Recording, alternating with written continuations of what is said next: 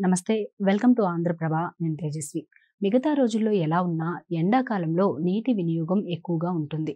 ఎండ వేడిమి వల్ల ఉదయం, సాయంత్రం స్నానం చేయాల్సి వస్తుంది. ఎన్ని నీళ్లు తాగినా దాహం తీరదు. ప్రస్తుతం దేశవ్యాప్తంగా కొన్ని రాష్ట్రాలు మినహా మిగతా అన్ని ప్రాంతాల్లో తాగునీటి ఎద్దడి నెలకొంది. ముఖ్యంగా దక్షిణాదిలో ప్రముఖ రాష్ట్రమైన కర్ణాటకలో తాగునీటి డిమాండ్ తారాస్థాయికి చేరింది.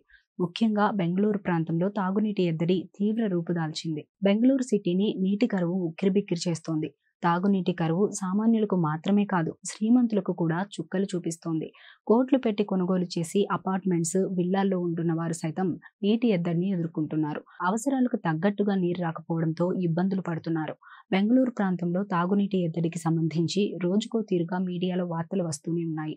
చేతులు కడుక్కునేందుకు నీళ్లు లేకపోవడంతో అక్కడి ప్రజలు టిష్యూలు వాడుతున్నారంటే పరిస్థితి ఎలా ఉందో అర్థం చేసుకోవచ్చు. ఉష్ణోగ్రతలు పెరుగుతున్న నేపథ్యంలో అక్కడి జలాశయాలలో నీళ్లు మరింత లోతుకు పడిపోతున్నాయి. దీంతో తాగునీటి సరఫరా అస్తవ్యస్తంగా మారింది.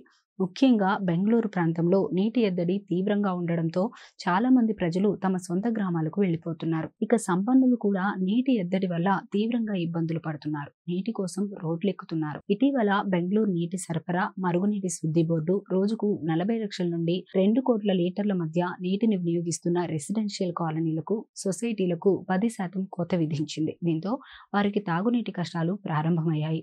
బెంగళూరులోని షాపూర్జీ, పల్లంజీ, వెస్ట్ పార్క్లో తీవ్రమైన నీటి ఎద్దడి ఏర్పడింది. దీంతో అక్కడి ప్రజలు తాగునీటి కోసం తీవ్రంగా ఇబ్బందులు పడుతున్నారు. ఈ ప్రాంతంలో శ్రీమంతులు అధికంగా ఉంటారు. వారు నివసించే ఒక్కో ఫ్లాట్ ఖరీదు దాదాపు 2 కోట్ల వరకు ఉంటుంది. అన్ని కోట్లు ఖర్చు పెట్టి ఫ్లాట్ కొంటే ఈ నీటి కష్టాలు ఏంటి అంటూ బిల్డర్లకు వ్యతిరేకంగా నిరసనలు తెలుపుతున్నారు.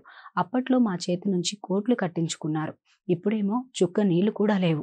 మాకు అర్జెంటుగా నీరు సరఫరా చేయాలి అంటూ బిల్డర్లకు వ్యతిరేకంగా ప్లకార్డులతో నిరసన తెలుపుతున్నారు. అయితే సాధ్యమైనంత వరకు నీటి సమస్యను పరిష్కరిస్తామని షాపూర్జీ, పల్లంజీ రియల్ ఎస్టేట్ యాజమాన్యం ప్రకటించింది. వారి చేత నిరసనను విరమింపచేసింది. సోషల్ మీడియాలో దీనికి సంబంధించిన దృశ్యాలు వైరల్గా మారాయి.